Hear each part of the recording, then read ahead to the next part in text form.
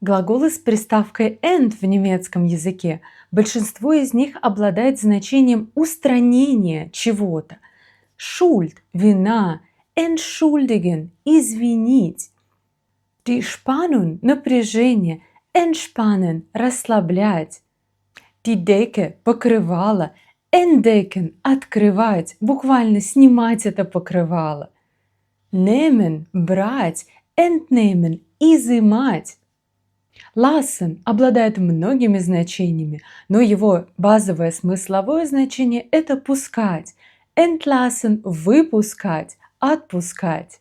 Fallen – падать, entfallen – выпасть, также в значении забыть что-то. Es ist mir entfallen – у меня буквально вылетело это из головы. Но есть два глагола, на которых это правило не распространяется. Entstehen – возникать. Entwerfen – делать набросок.